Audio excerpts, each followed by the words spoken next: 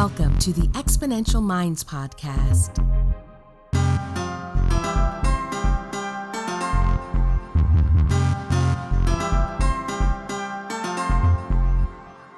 The research, development, launch, and growth of new technologies is creating incredible momentum in the modern world. Join futurist Nikolas Badminton as he talks with the innovators and the exponential minds that are tackling some of the biggest problems and creating solutions that are propelling humanity to the next level. Hello and welcome to another episode of the Exponential Minds podcast. My name is Nikolas Badminton. I'm a futurist. I help my clients look out 5, 10, 20 years into the future.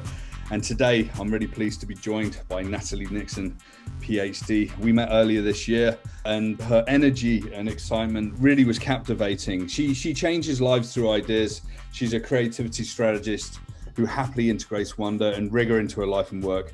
And in her work, she emboldens leaders and organizations to apply creativity and foresight for transformative business results.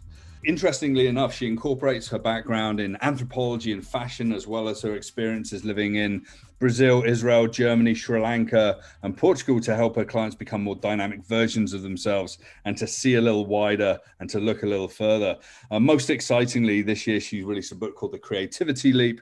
And he talks about how creativity is the source of all innovation and how we can cultivate that. And we're going to get into that as part of the podcast. And Natalie, it's fantastic to have you here. And I've seen you everywhere. You're getting interviewed by everyone. So I'm hugely thankful to have you on the podcast. And how are you doing? Well, thank you, Nick. Thank you for having me. It's awesome to see you even in this virtual environment. I'm doing really well. You know, I cannot complain. I always say in response to that question, how are you doing? Well, first of all, my father's response used to always be, can't complain. Right. And literally, I cannot. We have a life of privilege. We have our health. We have space. We have income. So there's so many people who are suffering through furloughs and job loss and health problems. So I'm doing really well. That's perfect. And as we do on the podcast, you know, you're obviously in quite the stride in your professional career and you're very notable out in the world and speaking to amazing people like John Mader and others about creativity and design. But what was your journey? How did you get to here? You know, you entered academia. What did that look like? How did you sort of become who you are today? Well, it's been a very loopy road. I have a loopy background, kind of stemming in cultural anthropology and fashion. I'm from Philly, which is also where I live now in the States. And I have always been pretty indecisive a person. I kind of always credited that to being a Libra. I just celebrated a birthday last week. An international holiday, by the way, September 30th. And, I'm very indecisive and struggled for a long time, especially in my 20s and even been into my early 30s with kind of getting implicit or direct messages that I had to choose, a lane. I had to choose my silo, my specialization. And one of the reasons I loved cultural anthropology is that it equipped me with a way of understanding problems in society through what I call the worm's eye view. And what I love about fashion is this capacity for reinvention. I entered the fashion industry for really out of need. I was living in New York City. I couldn't afford all the pretty frocks and all the boutique windows. So I went back to what I knew and I started making my entire wardrobe. My mother taught us to sew when we were girls. And my friends started saying, Nat, you could sell some of this stuff. And through a series of a lot of good self-talk on subway rides, I decided that I would, and I launched Nat's Hats. I then, some years later, entered the global fashion sourcing industry. I worked for a division of the limited brands. That's what took me to Sri Lanka and Portugal, making bras and panties for Victoria's Secret. And I always say fashion equipped me with a deep appreciation for the role of technology and logistics and supply chain, as well as the role of beauty and aesthetics and desire in building consumer insight. you mentioned already that I had a chapter in my career where I was a professor, and I've never had a 5-year plan. Part of that I trace back to being a college student. I was in my second year of college and I had to declare a major, and I called home wanting, a pleaser. And I wanted to make sure that I got a good job at the end of a very wonderful and expensive education. And my parents sacrificed a lot for our education. And I was going through all of the subjects that I didn't like or found boring or was failing. And, this is a first world problem, of course. And they said, well, Natalie, what are you enjoying? And finally, I kind of tiptoed around these courses in anthropology and Africana studies. And almost at the same time, my parents said, that's what you should study. You should study what you love. And my father told me that if you study what you love, you'll have to turn down opportunities. And when they gave me that permission to follow my heart, it was like a load lifted off my shoulders. And so that's what I'm saying. Fast forward many years later, I've never had this 5-year, 3-year plan. I literally, when I hit a fork in the road, I follow my intuition, I follow my heart, which is not to say that it's easy. It can be incredibly hard because you often are the only one feeling this nudge, and it doesn't bear a rationalization. But I was a professor for 16 years, the first 10 business of fashion, the last 6 I created with the help of colleagues, the strategic design MBA program. And I actually started my current company, Figure Eight Thinking, as a side hustle in 2015. This was after giving a TEDx Philadelphia talk about how the future of work is jazz. And I started getting invited into companies to give workshops and talks about what that meant for them, how to be more improvisational. And I looked up in 2015 and realized I was having more fun doing my side hustle projects than my main academic scholarship work. Yeah. And I can say it now pretty glibly, but it was about a year of applying what I now know are creativity hacks that I incorporate in my coaching practice, that I write about in the Creativity Leap, that led me to make my own creativity leap. And I left academia in 2017, have not looked back. And I, as a creativity strategist, as you pointed out, I'm really about the business of meaning making, of really helping leaders apply creativity, foresight to get to transformative business results and to create more meaningful work in their organizations and for their clients. So that's kind of it in a nutshell. There's obviously a lot on the cutting floor, but that's it. Yeah, and you know, it's so interesting. It's following your heart and sort of pushing against the tide in a way. And it's not the easy route. I mean, I had a very similar story 6-7 years ago. My boss at the time, I was working at a software company, and he was like, "Are you a futurist or do you run North America for my company?" And I said, well, you know, we wrote this into the contract that I could do this on the side. He goes, really?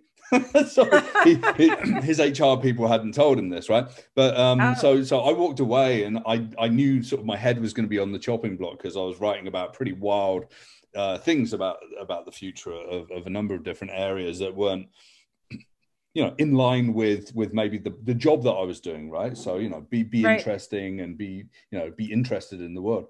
But yeah, this idea, I love the idea of this, you know, the future of work is jazz, the improvisation. I love, you know, the idea of creativity hacks and the business of meaning making. So I'd like to unpack that a little bit. I mean, your book, The Creativity Leap, really goes into these things. But I mean, you know, how do you approach, you know, going into an organization and basically waking them up to creativity? I think we're all creative as children, and then we're slowly beaten into submission into like a 9-to-5, you know, right. And a consumerist culture that ultimately, you know, our fashion, our choices of television, our even, you know, our taste in a way is purchased. But, you know, right. Is that what you do? Are you freeing people? Are you freeing their minds? I hope so. I really am serious when I say, as a tagline for my company, that, you know, I change lives through ideas. That has always been what's gotten me out of bed in the morning. When I was a professor, my goal was to change lives with ideas, through ideas. And it still is, it just is just executing it in a different form and in a different fashion now. And so when companies invite me in to help them, typically we're going through a bit of a fire. There's kind of one of two questions I typically get invited in to help with. One is, we're part of a legacy organization or legacy sector. New upstarts are eating our lunch. Can you help us? The second query that I'll get is, we have way too many silos. We've got to work more collaboratively. Can you help us? And because of those two questions that I typically get invited in to help with, I've been jokingly saying that I need to create a t-shirt that says, it's culture, silly, because at the end of the day, both of those queries mean that we have to shift mindsets, to shift behaviors, which ultimately leads to culture change, which does not happen overnight. It's not simple.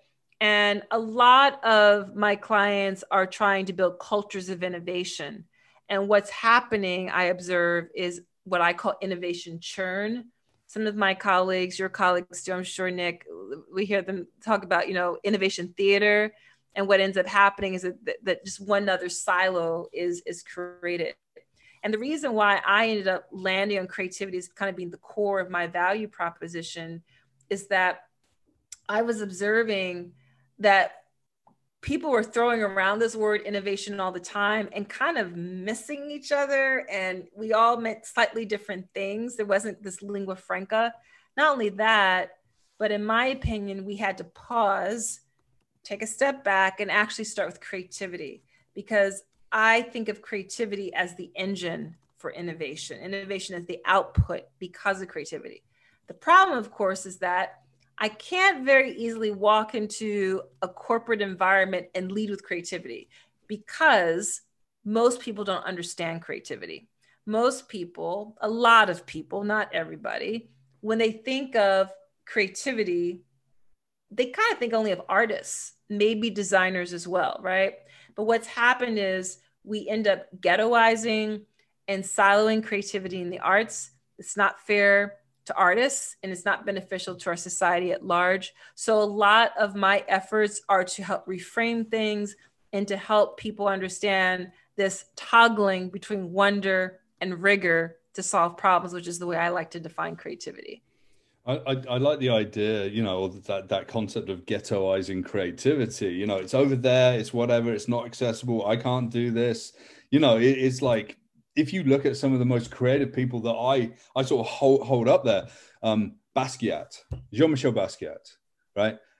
Like, the fine art world wasn't on his doorstep, but maybe it was. Right. And he took to the streets and he started to do street art in ways that was hugely groundbreaking, and literally took fine art and impressionistic sort of, graphics and text to the streets of New York City, to something that ended up, he ended up having television shows and making records and doing work with Andy Warhol, which was also about democratizing access to art as well, right? I mean, yes. But again, we're brought up like with this restrictive view of like, here's an arts prize and here's something that you should like, or here's a particular thing. And it's difficult to, democratize that creativity or that creative thought in the world, right? It is. And by siloing creativity only in the arts and using language like the creatives, I'm not a creative type.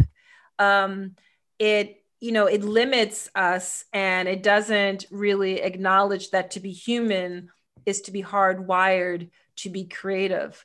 And so it's really important for me that I kind of interrupt that sort of thinking, that more of us do interrupt that sort of thinking, because the most incredible scientists, the most talented engineers, the most incredible entrepreneurs, plumbers, farmers, teachers are super creative. If you're thinking about creativity as toggling between wonder and rigor to solve problems. Einstein was incredibly creative, not only because he was an amateur pianist and violinist and had those skills in the arts, but also because he understood how to do that toggling. He would go on for long walks. He would let his mind wander. He knew how to walk away. Steve Jobs really valued and gave credence to the role of intuition. Harriet Tubman, who liberated hundreds of enslaved Black Americans in the States, relied on her dreams. And I talk a lot about what I call the 3 I's as a way to exercise creativity. And those are inquiry, improvisation, and intuition. Intuition is really key here. It's interesting that we look to these people and that liberation. I completely agree. And as I wander around the world, you talk to accountants and farmers, you talk to people. I mean, who's been inspired by a business plan? No, but really, really, really. Right. And this is like the Steve Jobs thing, right? I mean, he came in and his focus was to provide tools for creatives, whereas someone like Microsoft and IBM was focused to create productivity for businesses. And that was a different thing. One day when I really realized what Apple had created, it happened about 10 years ago, and I was in Vancouver, and I was in a part of town, and I saw someone, normally, when IT people have to go from office to office, you see them, they've normally got a stack of old PCs and monitors, on a trolley, and they're going across the pavements and it's rattling away and whatever. We've seen that tons of times in the cities that we live in. This person had wrapped their Apple Mac, one of the desktop Apple Macs, in a blanket and was carrying it like a child. And to me, it was like, there's been a bridge here. There's been a bridge between function and productivity and something that you really deeply care about that can be your creative weapon of choice in a way, right? That's so interesting. Yeah, you're really talking about an emotional connection, a social tie to an object, because the creators of the Apple products were understanding not just the functional job to be solved, but the social and the emotional problems and jobs to solve and resolve. It's really key. Yeah, and what's interesting is I always talk about human-centered design. I'm pretty sure that's fundamental to what you're talking about in terms of wonder and rigor and inquiry and whatever. But how do you walk into an organization that's kind of been a little stagnant? Maybe they've created an innovation lab in the corner that everyone kind of hates because it's going to make their job more difficult, right? Instead of it being a culture. How do you walk in and how do you turn on the brains? How do you turn on the brains and get them to look bigger and to get them thinking about creativity and innovation and sort of breaking these silos that do exist?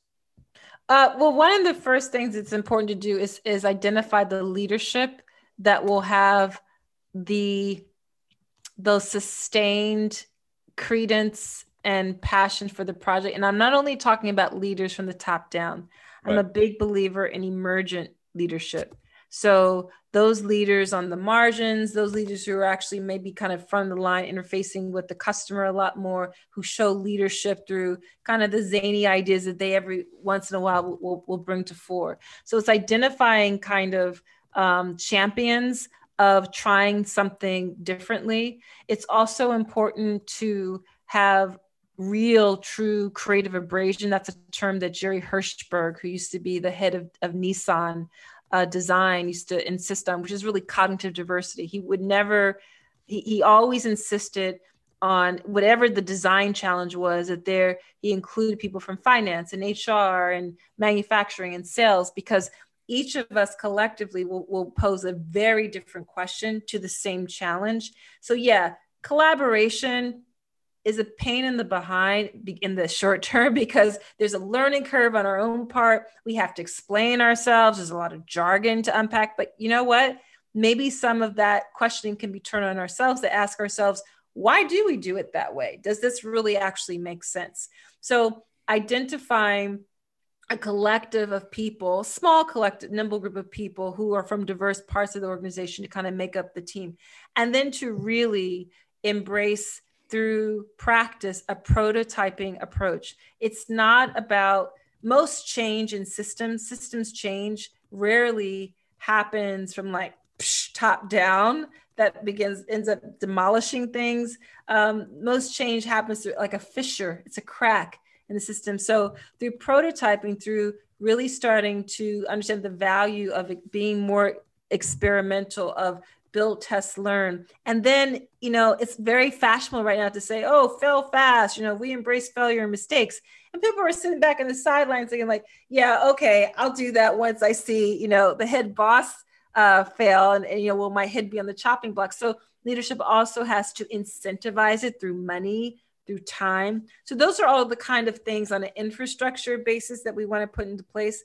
The other thing that I've more recently started to do is something that I came to as a result of writing the Creativity Leap, as I was thinking up different types of tactics and exercises and tools for people to use to implement these ideas.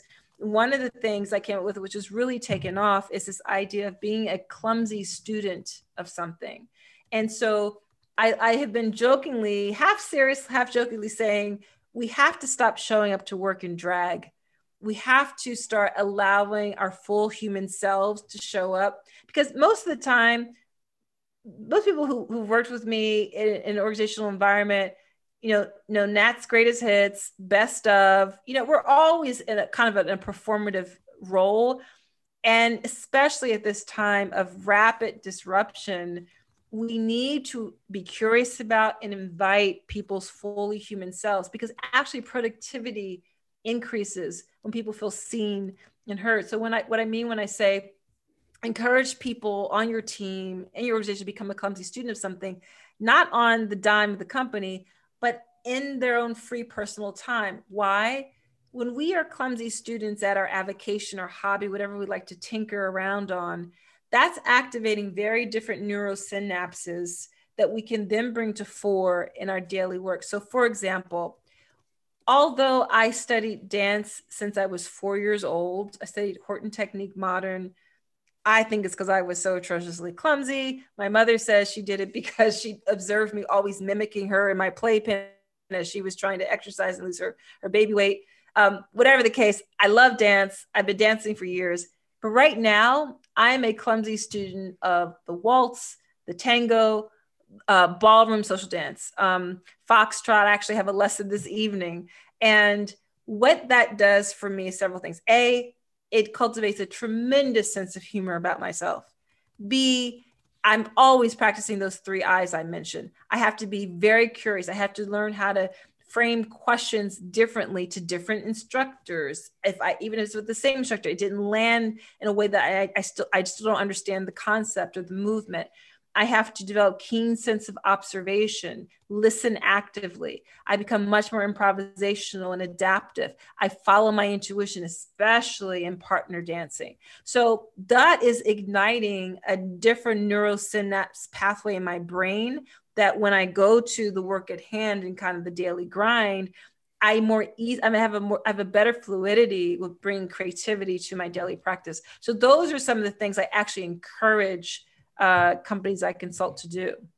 It's interesting. Down in Washington State, there's a company called Valve, and Valve are a software games provider, and they've got their Steam platform, and their private company, worth billions and billions of dollars. They've done incredible work. They're responsible for games like Half-Life and whatever that a lot of people have heard of.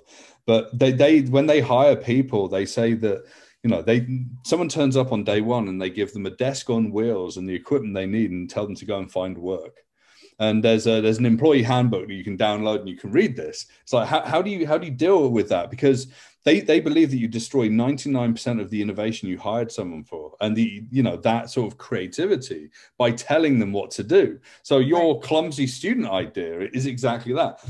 Clumsy yet incredibly smart, intellectual, innovative, creative student, right? Is what people hire. And suddenly you walk in and, I've worked in software, I've worked in advertising, whatever. And the first month is this like free form and it's amazing. And then people start telling you what you can and can't do, how to operate, how to speak, how to dress. I've got a friend that works down in Seattle, and she dresses in cosplay every day.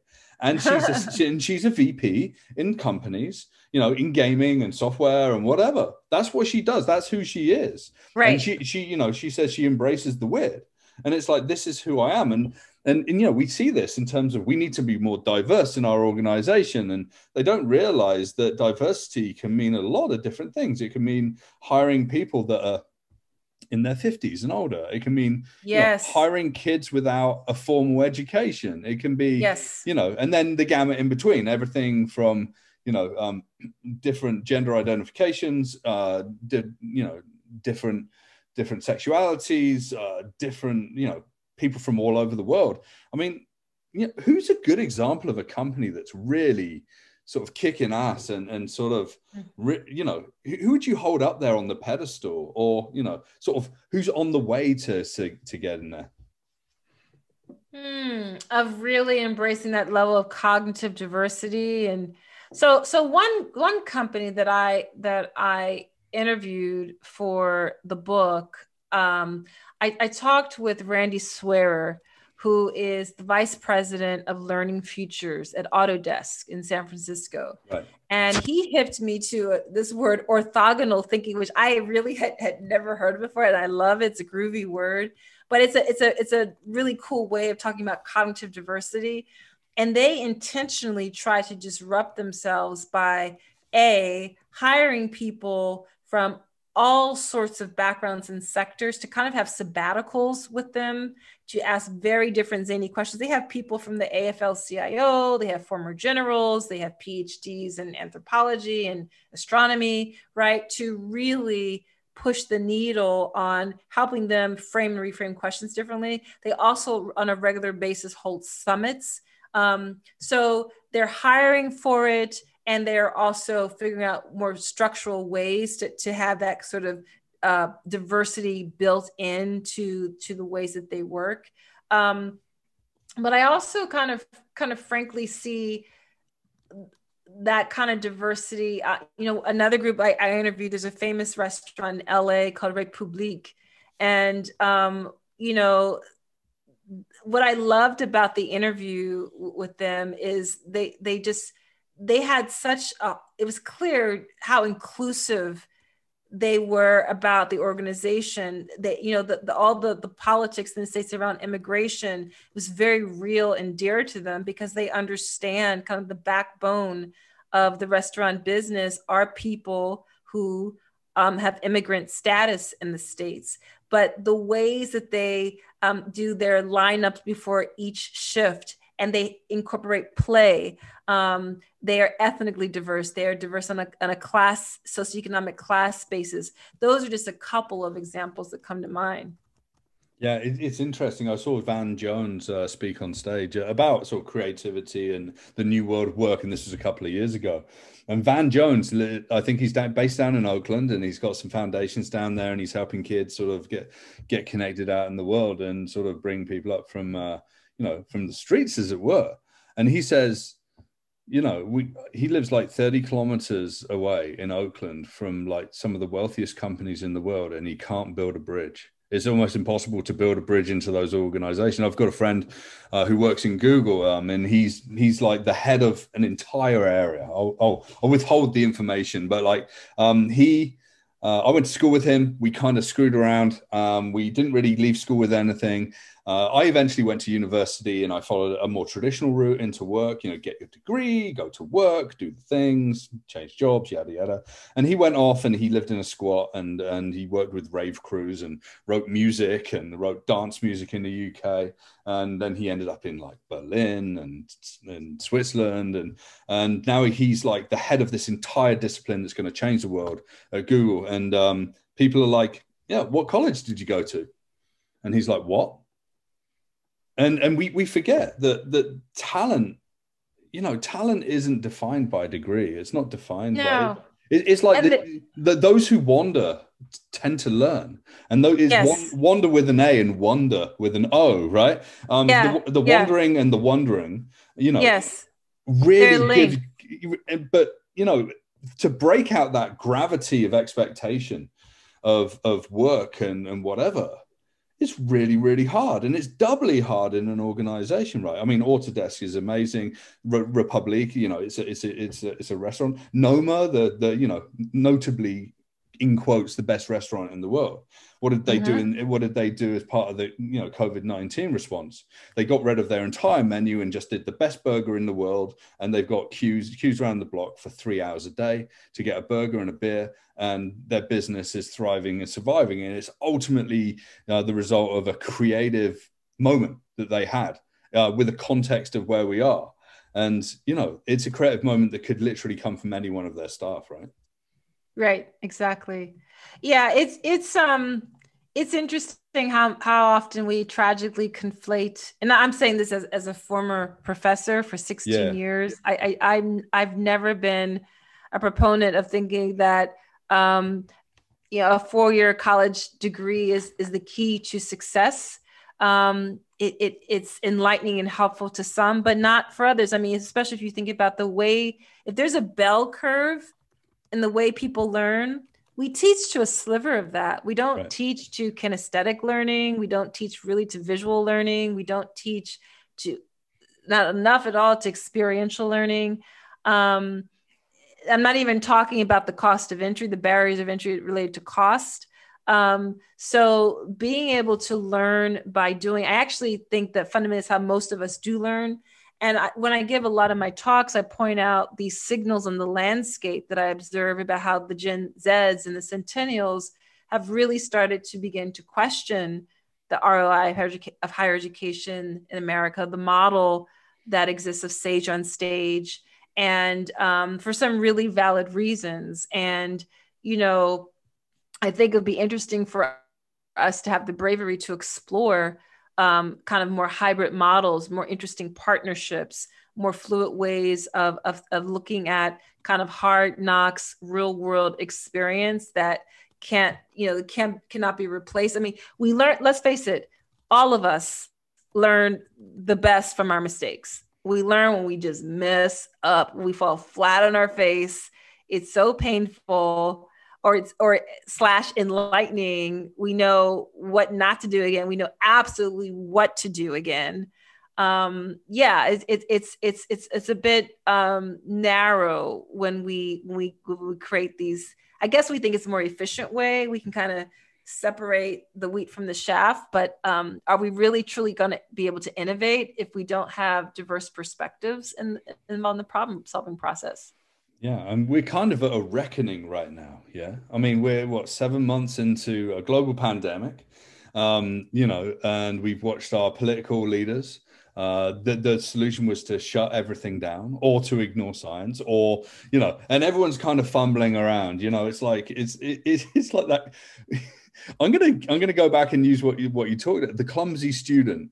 Boy, yes. Has the world been run by clumsy students, right? and the pandemic sort of made the clumsy student metaphor come alive. Right. I mean, no one. I mean, you, me, anyone, we'd never ever dealt with this. I never even spoke about pandemics, and I'm a futurist. And it's because people wouldn't even recognize that it was even possible. And we're now at this point where, how do we approach design today in this context, knowing that, 2 months' time, the world's going to feel different. 6 months' time, the world's going to feel different. 18 months' time, this constant change, change is happening faster. I think it was something incredible. It's Disney Plus, right? Great. Okay, Disney Plus goes online. They hit their 4-year target in 8 months. People are suddenly flocking into digital. 1.6 trillion minutes of mobile usage this year. People are online. People are trying to get connected. We're on Zoom. We're chatting, right? I'm over on the West Coast, and you're in Philly, and But what do we do? I mean, how do you activate people to say, okay, here we are today. Yes, we got to think about creativity and innovation. Yes, we have to be clumsy students, but how do you really help people shape the future from today? Well, one thing is we have to let go of this mythology of certainty. And I think that that's what the COVID-19 quarantine has done, is it has it's interrupted this clinging on to certainty. And I've actually been calling it a triple pandemic.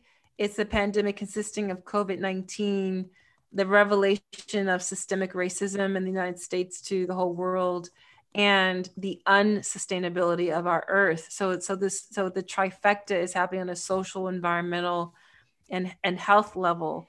And in my view, this is a mess. And the good news is that creativity thrives in mess. Creativity loves mess. We're not going to see our way through this with a linear Gantt chart solution. is it turns out creativity is a complex system. And so the best way that what I propose is that we navigate complexity with complexity, and creativity is a complex system. I call it the chewing gum method. And what I mean by that is if you're walking down the street and you accidentally step into a wad of chewing gum, or your hand gets stuck on chewing gum, what's the best way to get rid of the chewing gum? With more chewing gum. What's the best way to navigate complexity is with complexity. And so it's an invitation really for people to start to exercise the creative competency. We've always had the opportunity to do so. Now these pandemics have kind of forced us, accelerated the need to redesign our relationship with time, to redesign our relationship with ourselves, with others, and to form new rituals. And that is a creative act. Those are all creative processes. You know what? This is incredible conversation, because even the idea of trying to sell the idea of like navigating complexity with complexity, really very simply communicates that this isn't easy, and we're going to make some wrong turns, and it's okay. And complexity is its inherent self, which is, it can ultimately have infinite states potentially when something is complicated. If you make a cup of coffee, sure, you can screw up making a cup of coffee, or you can make a good coffee, or you can make an average coffee. If suddenly you're trying to go into an organization that, say, services a couple of billion people around the world, it's a technology company, and there's content, and there's communication every day, and there's data, and there's video, and whatever. Like Facebook, let's just look at Facebook, for example. It's an infinitely complex system, and everyone's trying to put band-aids on it, on sort of a moderation to save us in the election or whatever. And it's like, you sort of hit the blunt axe of the politicians in the US, and suddenly they can't fix a problem. And the complex system doesn't want to fix their own problem, because they like being a complex system. So I really, really love that. I love that idea of redesigning our relationship with time, and, the chewing gum method, like add more to that. I think from this conversation, there's a couple of things that I really love here. I love the idea of the clumsy student. I've been a clumsy student my entire life. I mean, the amount of times I've been on stage, even earlier this year, speaking to doctors, and there's a word and I'm screwing up saying this incredibly complicated medical word, and I just turn around and I say, how do you say this, to the front row, and the front, they say it, and you know what, they recognize that I'm not the expert, but I'm trying, Yes. and I think that idea, the clumsy student, it's okay to be clumsy. It's okay to screw up in a meeting. It's okay to upset someone, or CC someone that shouldn't be on that email, because we've all found that sometimes the conversations are accelerated, whether it's a mess or not a mess, or whether it's positive or negative, or in somewhere in between, that suddenly we get there. I mean, this creativity leap, this is just the beginning of this evolution of humanity in a way. The industrial system is failing us. But totally, what we've had since day one is creativity.